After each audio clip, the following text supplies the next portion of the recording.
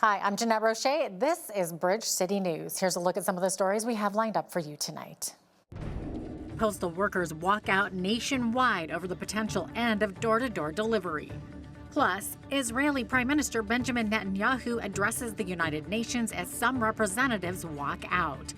And Lethbridge police deal with another suspicious package threat, but this time take a person into custody. Your nation, your province, your southern Alberta. From the heart of Lethbridge, it's Bridge City News with Jeanette Roche. Thanks so much for joining us. The Canadian Union of Postal Workers has decided to speak with its feet. 55,000 members have walked off the job in a nationwide strike. A negotiator with the union says different units are organically organizing picket lines, although further details haven't been given. The workers decided to go on strike after Canada Post announced it was planning to end door-to-door mail delivery for almost all households within the next decade in an effort to shore up its finances. The company points to a decline in letter mail and its small share of the parcel market. An Industrial Inquiry Commission report released back in May showed Canada Post is losing $10 million a day. Here in Lethbridge, postal workers with the CUPW Local 770 converged in a picket line outside the downtown post office. The local chapter says about 150 workers serve the greater Lethbridge region, with 100 of them directly serving the city. At least half of them showed up for today's rally. Spokespersons for 770 say they are extremely disappointed over Ottawa's latest decision. However, the members' spirits are high and want to continue to work, but are worried that the decision on door-to-door deliveries will impact many of their rural customers, which stretch through much of southern Alberta. Because of the postal strike, the City of Lethbridge is encouraging residents to sign up for electronic billing for their utility bills. You can pay the bill using a credit card. To sign up, go to lethbridgeutility.com or contact 311 for more information. Alternatively, you can pay in person at City Hall, located at 910 4th Avenue South, between 8:30 a.m. and 4:30 p.m. on business days. There are also deposit boxes at the front entrance to City Hall and a drop box at the rear of City Hall in the roundabout. Drop boxes are also located at Fritz Sick Center and the Nicholas Sharon Pool. The city says payments are due by the date indicated on your utility bill, and late payment fees will not be waived because of the postal strike. The search for a missing 6-year-old continues. Darius McDougall of Lethbridge was reported missing after he and family members went on a walk a short distance from their campsite in Crow's Nest Pass last Sunday.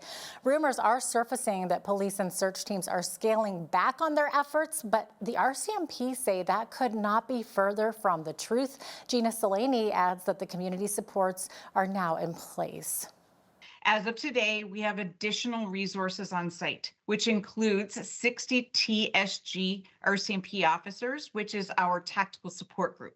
Their main role will be to supplement our already happening search efforts. The municipality has set up a Crow's Nest Pass Community Support Center at the curling rink in Blairmore. Today, it will be open from 3 to 5 p.m. The purpose of this center is to give a safe place where concerned community members can come to support one another. These centers foster a sense of belonging and connection, especially with these incidents, which are extremely hard for everyone involved. In other news, quite a scene unfolded Friday at the United Nations General Assembly in New York. Dozens of delegates from multiple nations walked out of the Assembly Hall as Israeli Prime Minister Benjamin Netanyahu stepped up to give a speech about the Mideast situation. When he spoke, Netanyahu did something somewhat unexpected. So let's do something else first at the UN. Let's do a pop quiz. And raise your hand if you know the answer. Here's the first question. Who shouts death to America? Is it A, Iran, B, Hamas, C, Hezbollah, D, the Houthis, or E, all of the above? All of the above. Correct, all of the above. Second question. Who has murdered Americans and Europeans in cold blood? Is it A, Al-Qaeda, B, Hamas, C, Hezbollah, D, Iran, or E, all of the above? Correct. Again. So here's the point I wanted to make. Our enemies hate all of us with equal venom. They want to drag the modern world back to the past, to a dark age of violence, fanaticism, and terror. Sure, in the days immediately following October 7th, many of them supported Israel. But that support quickly evaporated when Israel did what any self-respecting nation would do in the wake of such a savage attack. We fought back. The final remnants of Hamas are holed up in Gaza City. They vow to repeat the atrocities of October 7th again and again and again, no matter how diminished their forces. That is why Israel must finish the job. That is why we want to do so as fast as possible. Local health officials say that Netanyahu now faces international isolation, accusations of war crimes, and growing pressure to end the war that has killed more than 65,000 Palestinians. At the White House Friday, U.S. President Donald Trump said the U.S. is close to achieving a deal that will end the war in Gaza. Trump has made similar claims before, but with no breakthrough yet. It's looking like we have a deal on Gaza, and we'll let you know. Mr. President. I think it's a deal that will get the hostages back. It's going to be a deal that will end the war. It's going to be a deal which it's going to be peace. I think we have a deal. That'll be number 8, Peter, not 10. Trump left the White House to head to New York to watch the Ryder Cup golf tournament. Closer to home, Alberta teachers will begin voting Saturday on a new tentative agreement from the provincial government. It came last week after months at the bargaining table and dueling ad campaigns. The offer is largely the same as the proposal teachers previously rejected, with a 12% wage increase over 4 years, a promise to hire 3,000 more teachers, and coverage for COVID-19 shots. The Alberta Teachers Association says voting closes on Monday, with results expected that night. Lethbridge police were on scene once again outside of Emmanuel Christian Elementary School along 5th Avenue North, investigating a suspicious package. Members of the explosive disposal unit were deployed using a police drone, which was monitoring the area that was taped off, and students were being kept safely inside the school. This is the second time in a week LPS has investigated a suspicious package at Emmanuel after the first one was deemed non-suspicious. Authorities determined this afternoon the package was not a threat, but did take one person into custody. An investigation is ongoing, and it is not revealed if the two incidents are directly related. After years of waiting, a new supportive housing complex made for vulnerable persons has officially been completed, and delegates of the provincial government are celebrating its grand opening. Minister of Assisted Living and Social Services Jason Nixon, alongside MLAs Nathan Newdorf and Rob Miyashiro, commemorated the opening with Lethbridge Housing Authority, who says the first of its kind facility can comfortably house residents indefinitely going through mental health or addiction treatment. The new facility holds 30 units alongside a commercial kitchen, recovery services, and a cultural room for Indigenous residents. We have a big job to do as a province to create tens of thousands of new affordable homes with the fastest growing population at times in the world and certainly in the country. But the only way we do that is 30 houses at a time. And so every one of these projects is important. And coming together with great organizations like we have here, the Lethbridge Housing Authority, the City of Lethbridge, and other partners, is how we build these homes. And so every home is critical. This project, though, in particular, because it saw so many hurdles along the way, is particularly exciting. And I think it really just shows the dedication of this community. To give you an indication, we haven't even opened yet. There's 30 rooms and there's 38 people that are wanting to live here. That doesn't include the 40 seniors that we have at the Lethbridge shelter. So it's going to have a long-lasting impact. We hope it will change lives. I know it will change lives. Stability with homes and recovery pathways do change lives. So I look forward to us being a part of that. The project initially had a price tag of $10.2 million. However, the province is happy to say the project has opened under budget and on time. A City of Lethbridge employee and Martin Brothers funeral chapels are being recognized for their role in discovering and identifying an urn containing the remains of a Second World War veteran. Glenn Miller, director of the Alberta Northwest Territories branch of the Last Post Fund, held a ceremony today to honor the veteran with a dignified burial and a permanent grave marker. Miller says the remains were placed in the National Field of Honor in Pointe Claire, Quebec. He led the ceremony and acknowledged the individuals and organizations involved in this meaningful discovery. Initially found a piece of artwork that had 3 brass dolphins on it, and he went to flip it over just to see who the artist was. And then at that time, he discovered there's actually a label on it, and it was an urn. And they brought it down by hand to Martin Brothers Funeral Home, and were able to identify when he was cremated. But in that ledger, it had 2 words in it, Last Post, which was a clue perhaps that he was a veteran. And so they contacted the Last Post Fund here in Alberta, and we were able to research from our team that he was indeed a British veteran who served in the 5th Battalion of the Green Howards as a private during World War II. Thanks to the Regimental Museum of the Green Howards overseas, they were instrumental in providing some background to bring this name to life and provide a World War II cap badge. We had done the cremation for this gentleman back in 1995. Being a funeral home, that's been around for, more than 118 years here.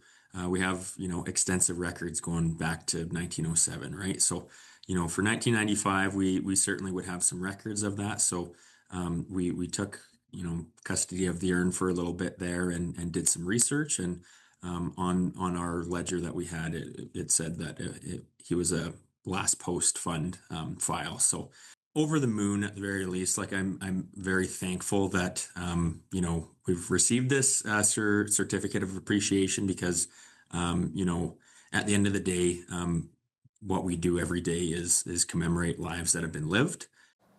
The Last Post Fund is a not-for-profit organization established in 1909 to ensure that no veteran is denied a dignified funeral, burial, or gravestone due to insufficient funds at the time of death. 2 new mobile breast cancer screening units are traveling the highways in Alberta in an effort to drive early breast cancer detection. Chidima Akoli, the facilitator with Screen Test, which manages the units, says one of the units was replaced this past July, while the second will be replaced in October. Akoli says the units travel across 120 rural and Indigenous communities in Alberta to screen and drive early breast cancer detection. Alberta Cancer Foundation and Primary Care Alberta offer testing through the units, which are equipped with state-of-the-art mammography technology. They offer greater comfort, accessibility, and space, helping to ensure more Albertans can undergo breast cancer screening in their own communities. Now, a typical appointment takes about 20 minutes. The results are available in about 2 to 3 weeks on my chat, previously known as my AHS Connect. It is also available to the family doctor of the client. So the trailer visited some communities in southern Alberta during the summer of this year. That's from July to September. And another visit for the area will be scheduled for next year. And this schedule will be posted on the website as well, screeningforlife.ca. Breast cancer is the most diagnosed cancer in women in Alberta, but also nationally. We know that prevention and screening and catching cancers early is a really key element of survival. Being able to get screening in close to home, so in your community, helps actually then catch more cancers earlier. It improves screening numbers. So actually bringing this equipment and this technology into those communities improves the numbers and increases the numbers of people who are getting screened, which is really important because then that also helps improve overall survival rate and helps catch cancer early. About 12,000 to 15,000 women use the service every year. The folks at Nika Yuko Japanese Garden in Lethbridge say they're privileged and excited to host an international Yosakoi dance competition this weekend. The North America International Yosakoi Festival will take over Nika Yuko on Saturday and Sunday and will feature traditional and cultural dance performances from 12 teams across Canada, Japan, and the United States. This will be the first time in Canada the event will be hosted, and the spokesperson for Nika Yuko says Lethbridge boasts a healthy Japanese influence and population that stands out in the nation. We actually have the third highest Nisei population in our country, so Vancouver and Toronto being 1 and 2. So we actually have a huge tie-in with the Japanese community here in Lethbridge, but also it reaches as far as Calgary and even further than that. So the tie-in and the really just the whole thing helps support the community, helps bring attention to the community, but also helps kind of celebrate it too. So the first day is gonna be awesome. We're gonna have 9:30 is gonna be the parade. You can see everybody kind of wearing their traditional wear, going in front of the Bunka Center and all that kind of stuff as well. It's gonna be a huge ceremony at 9:30, and then we have performances scattered throughout the day and workshops as well. So we definitely recommend seeing it. We have 2 different stages. We have one in the Bunka Center's green space area here, located right behind me. We have another one also located inside the garden as well. It's a large group, it's a huge sort of event going on, and it's going to be the best of the best doing what they do, and I think that it's having them showcased here is going to be incredible for everybody that's in attendance. The Performers Parade will make its way throughout Henderson Lake Park and back into the garden. The full details and schedule of performances and activities are on the Nika Yuko Japanese Gardens website. This is a huge weekend for Canadian women's rugby. Number 1 ranked England will take on number 2 ranked Canada in the Women's Rugby World Cup final Saturday in front of a crowd of 82,000 people at Twickenham Stadium in London. As we learned from Neil Davidson with the Canadian Press, Canada comes into this game undefeated this year.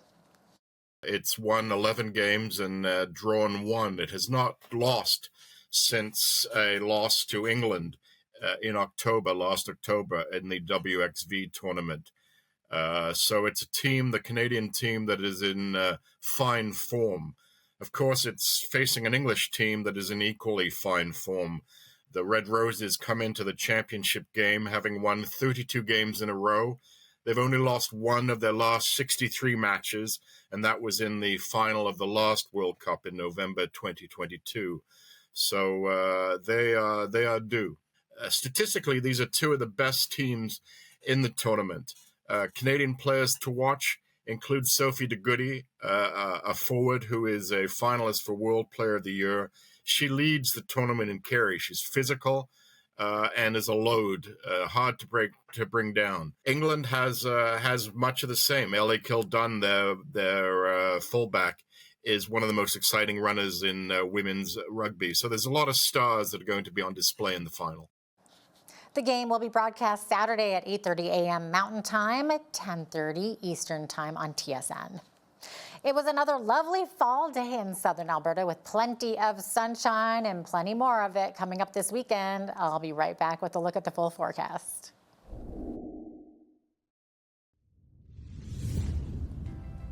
Another lovely weekend ahead of us here with sunshine, a little bit of cloud coverage. Also 20 to 40 kilometer per hour wind gusts from the west this evening. Both tonight and into Saturday we'll be seeing those wind gusts. High of 25 degrees on Saturday, and then into Sunday only 17 degrees, but back up to 26 on Monday with lots of sunshine, 21 on Tuesday, and then 20 for both Wednesday and next Thursday with partly cloudy skies. So we're still hovering around that seasonal range, and most days even higher. So average high for this time of year 18 degrees, average low 3 degrees, 31. That was our record high on this day. That happened back in 1922, and in 1908 Lethbridge saw its chilliest on record, which was -7.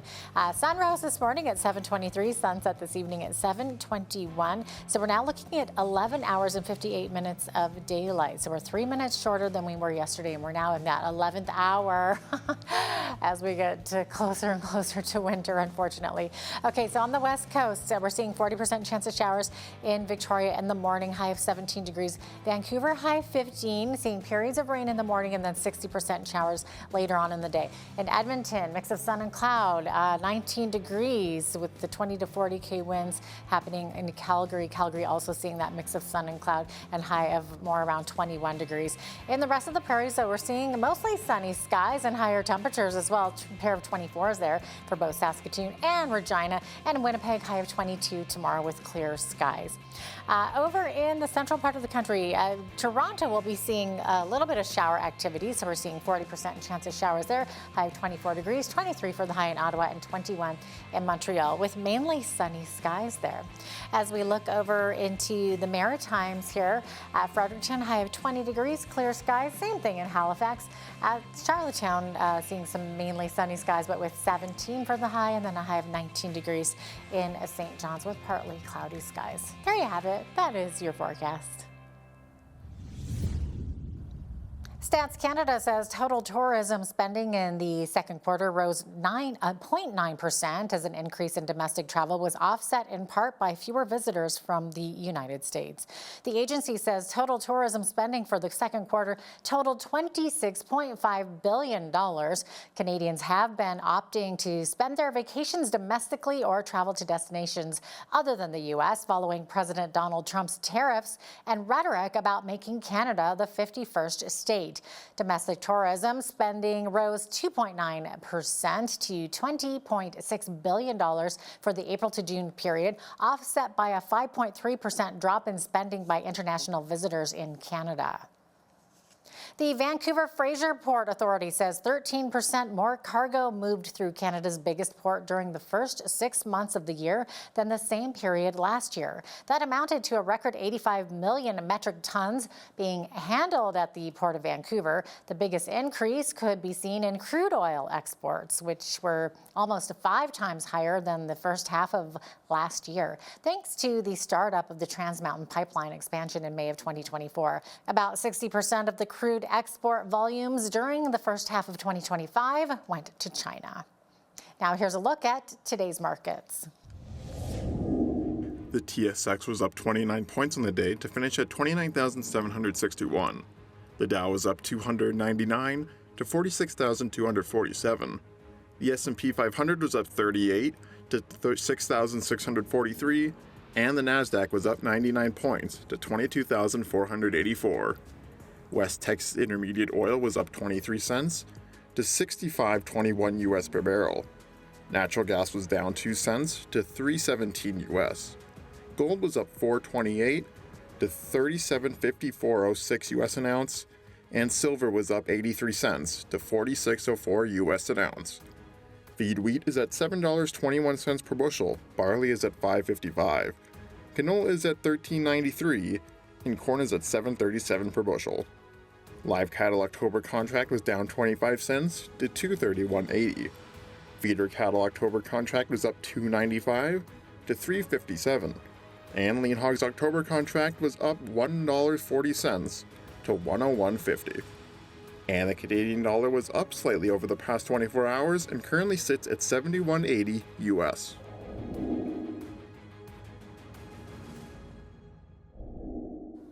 Recapping one of our top stories, 55,000 members of the Canadian Union of Postal Workers are off the job nationwide, protesting the government's plans for the post office. The plans include terminating daily door-to-door delivery for most homes as Ottawa looks to shore up the Postal Service's finances.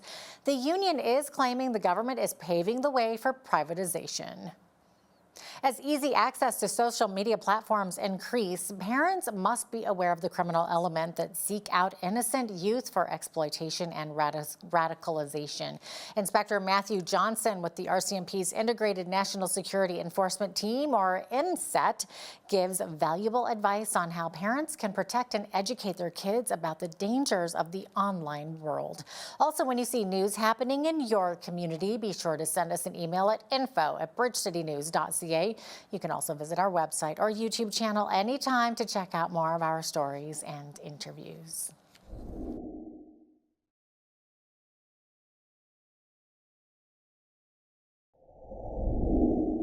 Earlier this year, the RCMP Northwest Region's National Security Enforcement Team, or INSET, arrested a 15-year-old Edmonton area youth for a terrorism-related offense. While criminal proceedings are underway, the RCMP isn't saying anything more about the case, but they are making people aware of an online ecosystem called COM764. Investigators say this transnational network is luring children online, desensitizing them and radicalizing them to violence. Inspector Matthew Johnson is with the RCMP's Sept team, and he joins us now. Inspector Johnson, thanks so much for being here. Thank you very much for having me. Okay, Inspector, I read into this just a little bit, and from what I've read so far, this is really frightening stuff. Tell us a little bit about what is COM764? Yeah, absolutely. So COM764, COM is a term associated for the community, which these groups have dubbed themselves, that exists online in a decentralized ecosystem that engages in various forms of criminality across the internet, usually targeting youth. 764 is a subset, amongst others, of that COM or community that tends to engage in criminal activity targeting youth that tends towards or is based in violent extremist ideologies, and that they target youth, corrupting them, desensitizing them through different content, exploiting them through sexual exploitation, and then coercing them into committing either self-harm or violent acts against other individuals, animals, and then potentially actually overt violent activities within their communities. So this sounds very disturbing, and I'm just curious, like, what is this community organization's end game all about if they're luring children into acts of sexual assault or self-harm or animal abuse? Like, what's the end game here? It's a great question, because this is so unusual. It's something that's very beyond the pale and outside the norm, decidedly. In this particular case, the original kind of idea behind these groups, 764 being one of the originators, goes back to an even earlier group known as the Order of Nine Angles, which was predicated on neo-Nazi, fascist, Satanist ideologies, to eventually then with the new 764 iterations accelerate violently, so violent accelerationism, the collapse of the current social order, with the concept emerging of a new, usually again, neo-fascist order supplanting it. What we've seen in the recent year or two is that there's been an additional shift in that ideology to where actually we're seeing what we're calling a nihilist violent extremism. So that the end game, as you put it, is the actual destruction and collapse of society as we know it for that exact goal, with no actual intention for anything to rise up behind it, but just for destruction for its own end. Destruction for the sake of destruction, that's really concerning now. How innocently can this type of luring actually begin? You know, I'm glad you brought that up. The internet obviously is a wide open space that is largely unmonitored. And especially I find in the post-COVID environment, obviously as parents, as primary caregivers, we had a phase in our society, the globe writ large post-COVID, where our children were given access or even forced into the online space even more because of necessity, right? That was a global environment. And in that environment where these predators operate, they thrive, it's become a bit of an open field day for them. And I'll put that in context. When I grew up in the 80s, you know, it was kind of different parenting, different environment, right? Go outside, go do things with friends. You know, those were kind of the basic rules I had to work with. But the main one was don't go down any dark alleys, right? Because that's where the bad stuff is.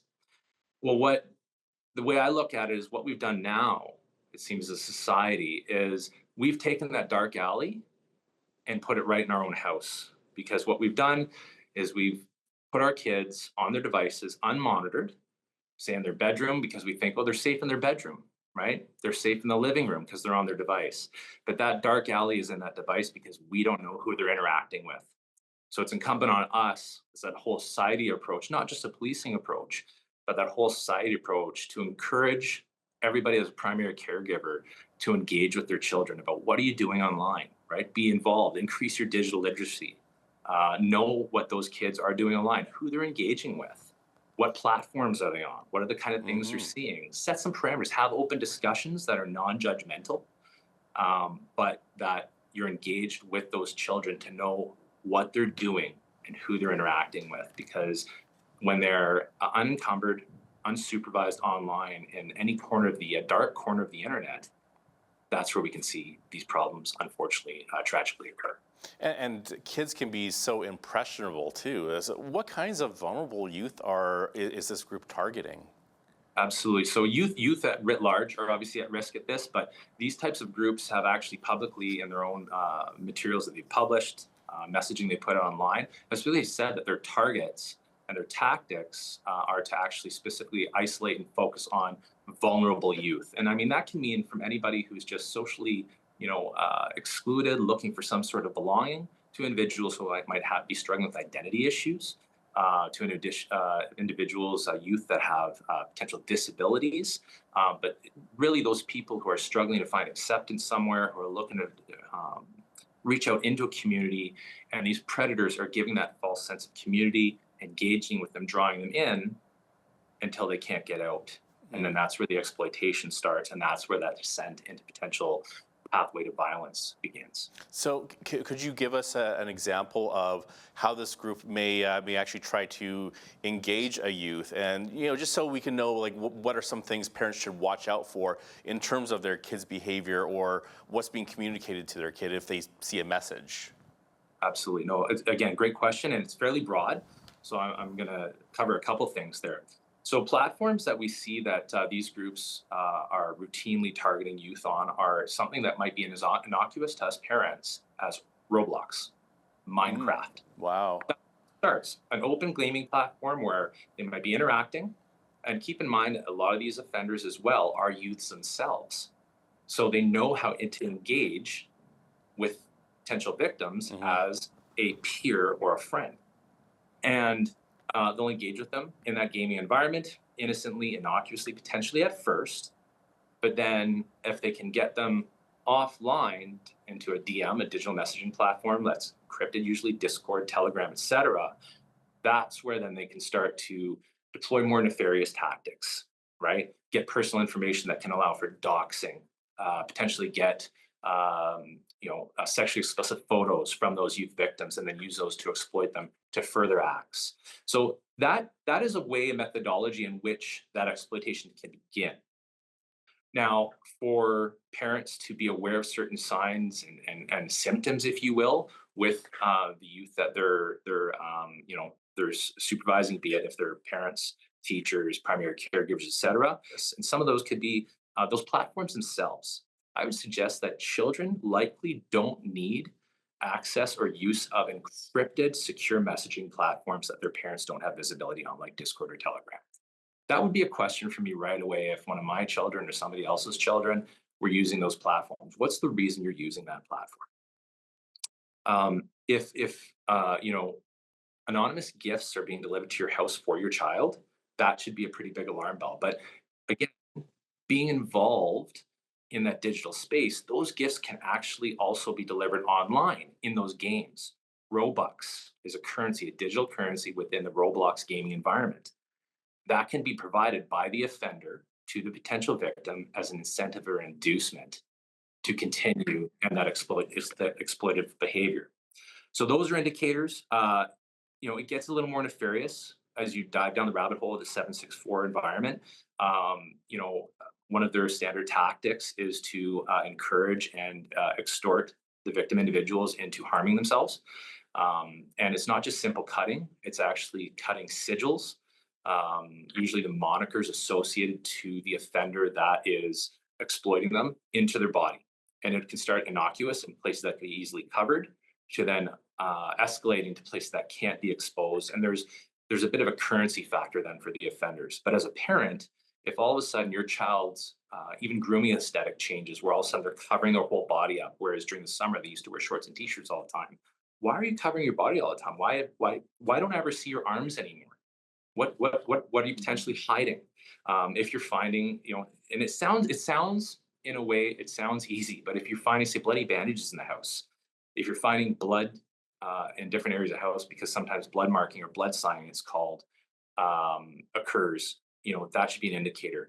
I talked about animal abuse is a tool and tactic utilized by these groups. So all of a sudden, if a family pet becomes fearful, especially around one of the children or even other members of the family, that should be a question. The family pet disappears, that should be a question.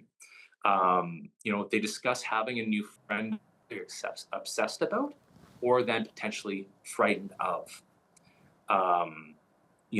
Even content that they're interested in sometimes. If all of a sudden they're questioning standard moral codes, like basic tenets of our society, as far as, you shouldn't hurt people.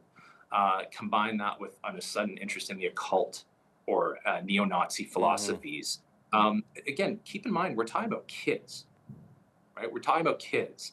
And if they start diving into that type of material, again, that's not just in isolation, that's in the context of a number of different indicators.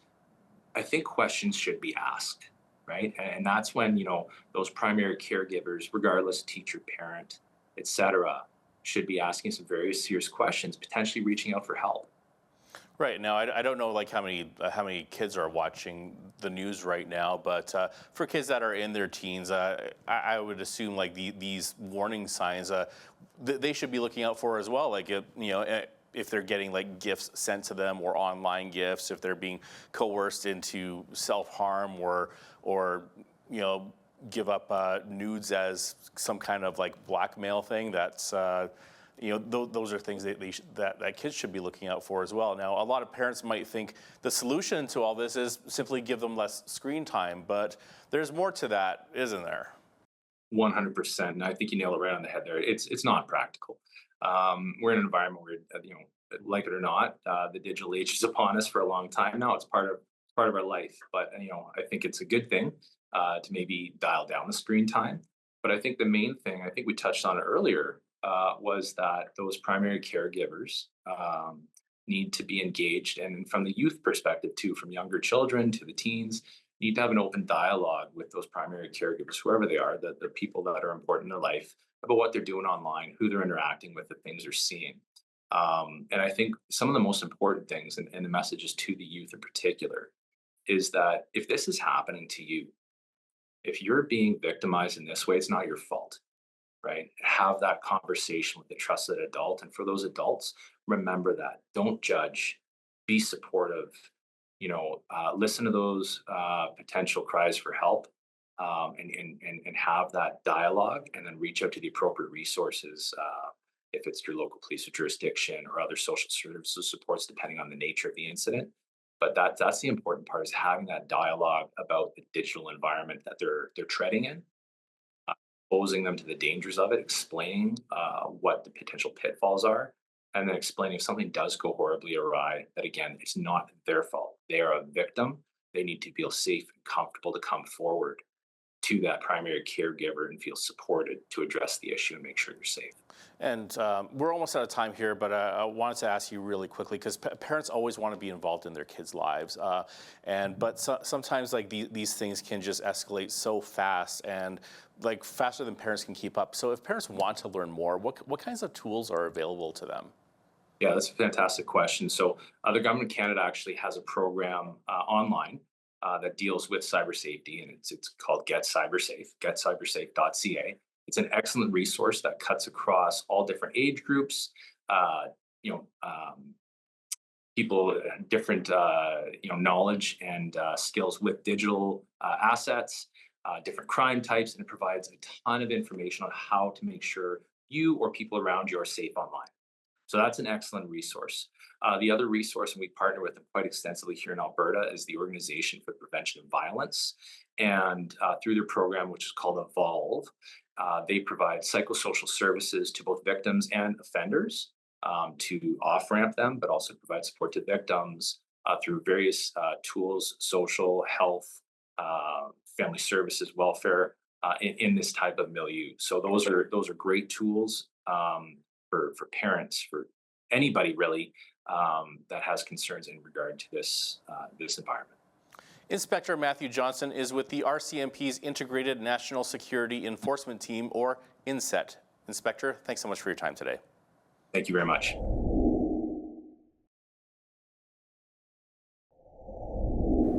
We continue to interview candidates vying for a seat on Lethbridge City Council, giving them an opportunity to share their platform and vision for our city. And today we welcome a name you might recognize from print media, particularly if you're a reader of the Lethbridge Herald. Al Bieber is here joining me in studio. Welcome, Al. It's okay. Thanks for having me. I appreciate it. No, we love having you. Okay, so Al, first off, you are well integrated in this community, having been a journalist, a reporter for the Herald for how many years was it? I came here in August of 1987.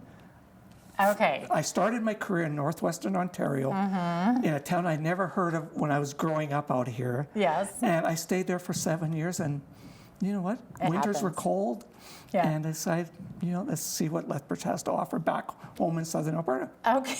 Okay. What was the town that you went to? It was called Fort Francis. It was right on the Minnesota border. Oh, so way out there. Yeah, okay. Right like close Manitoba. to Manitoba. Okay, Yeah. all right. Yeah. Well, I'm a Winnipeg girl myself. So we used to go into Winnipeg, watch the Jets. Yeah, okay, go Jets. Yeah. There we go, go Bombers. In the old Winnipeg Arena. Yeah, no, exactly. Everything's changed.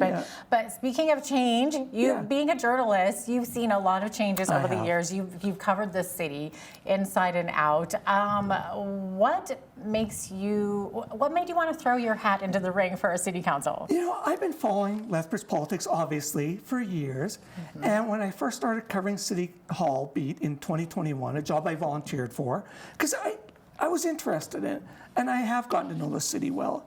And I've been watching what's been going on as our city grows and develops. And I've seen the way council operates. They've had a lot of challenges. And a couple of years ago, people started saying, you need to run for City Hall. And I was already thinking about it. So when I gave my year's retirement notice, I thought, I want to consider pursuing this even farther. And then there was community sentiment growing that, Al, please do this. And I started taking it more seriously. And I thought, you know what? I'm not ready to be just a dog dad at home. Yeah. And I am really interested in seeing what I can contribute to the community in a different way. Yeah. So what kind of experience do you think you'll be able to bring? Well, what I have is a really good understanding of City Hall, how it operates. And I've got good relationships with the people in there. I've dealt with so many different departments in there, from waste and recycling to, the finance department. I've got a really good handle on how City Hall works and the challenges they face in administration, as far as trying to operate the city. And I understand the distinction between governance and operations. Governance has its role, city administration has its own role.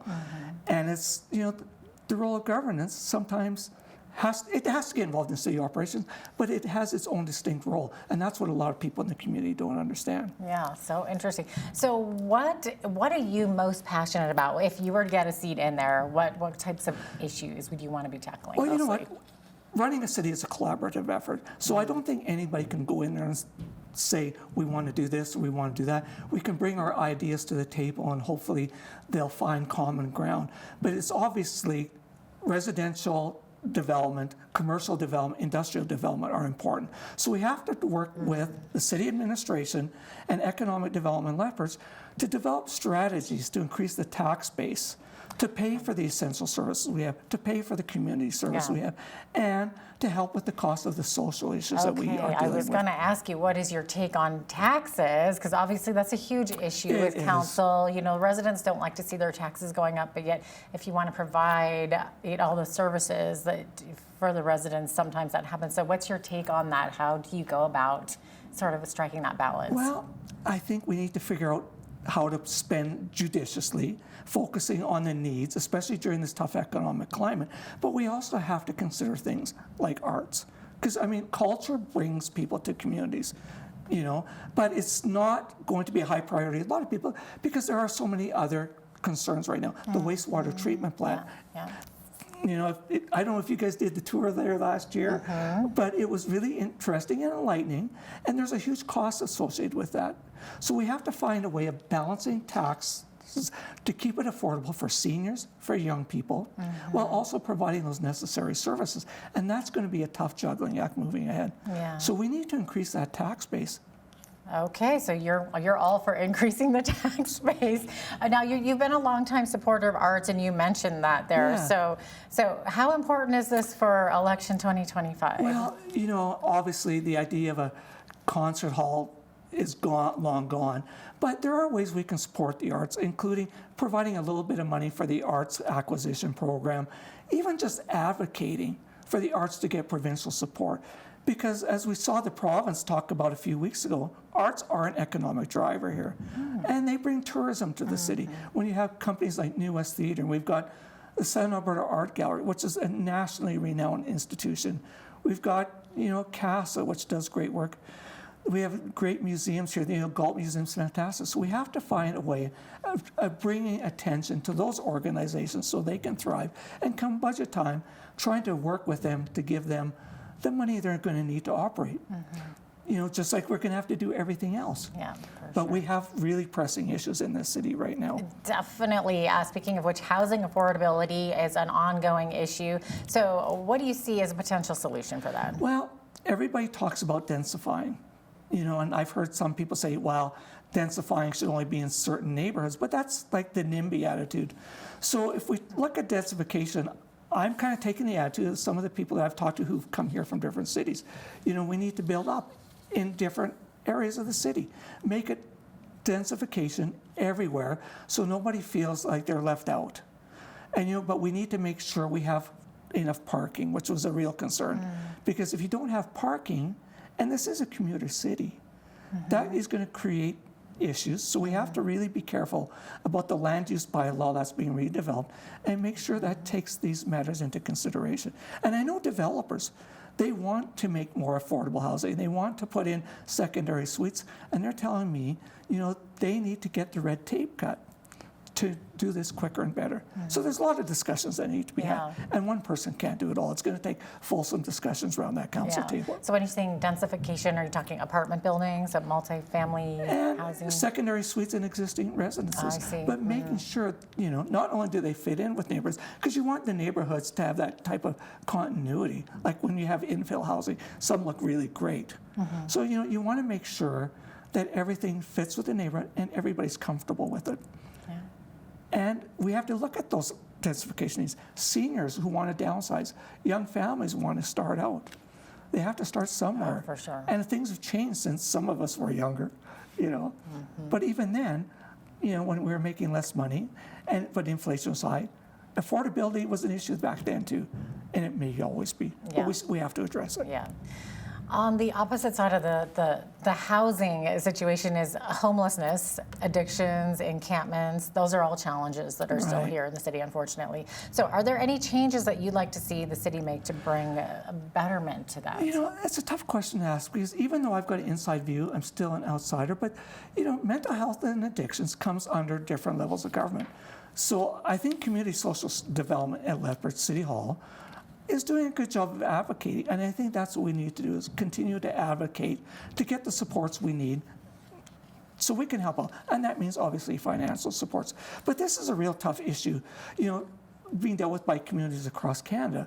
And people who've come here from Vancouver and Victoria, Penticton, BC, have told me, compared to their communities, Lethbridge's situation is not as bad, but it's still bad to the people who live here. But it's also a crime issue. So that's where we need to support the police because they're handicapped or handcuffed, I like to use those, by the catch and release bail system because people are basically spending a cup of coffee behind bars and they're getting out and they're doing repeat crimes. Right. And being a guy who likes to fish when I go back to Ontario, catch and release is for fish. It's not for drug dealers or car prowlers or break-in artists. So we have to advocate on behalf of our police to get those rules changed and give them the boots on the ground that they need to get their job done. But we have to be cognizant. Mental health and addictions issues happen to people right across the spectrum. There are so many people suffering in our community, we may not even know. So we do have to be sensitive about that. And we have to find ways of helping them. In your opinion, what's the best way to help them? I don't know. That's a tough question. But hopefully, if I get elected, I'll be able to learn more about it and provide some insights into it. Right. I mean, we've gone down the road of the supervised consumption site. Now the province is wanting to bring in the forced treatment. I mean, they're opposite sides of the coin. Where do you sit in that? I think we have to look at combinations of both, perhaps. But again, these are provincial purviews. But I mean, forced intervention. almost seems like it's throwing people in jail. But if it can help some people, I mean, we have to look at everything. We have to consider it. And I'm not in a position right now, I don't think anybody running for council is right now, to be able to give concrete answers. We have to work with those different levels of government, get insights from different experts to see what they think, and try to work a council strategy around those ideas, but going to the respective levels of government. Yeah, for sure. Councillors are not and doing experts, the best we can sure. with the financial resources. Yeah, exactly. And, you know, Andrew Malcolm and CSD, you know, they get a lot of flack, but like journalists, they're in a win situation. There's that old joke about journalists come to work, you know, everybody hates us. On the bright side, everybody hates us. It's a no-win situation. But so we have to be able to work with those levels of government and try to find solutions, which every community across Canada is dealing with right now. No, exactly. On a whole other level here, what are your thoughts on a third bridge? Well, you know, and I've talked to a lot of people about this, and I've heard people say, well, it's just an inconvenience because we never go to the west side. But it affects a lot of people. But we can't afford to have it on our shoulders. We heard what council heard a couple of years ago about the cost. But we also know there's only so much lifespan left in Whoop Up Drive. So we have to start engaging the provincial and federal governments about building that bridge and finding a way to bear the cost, because this is huge.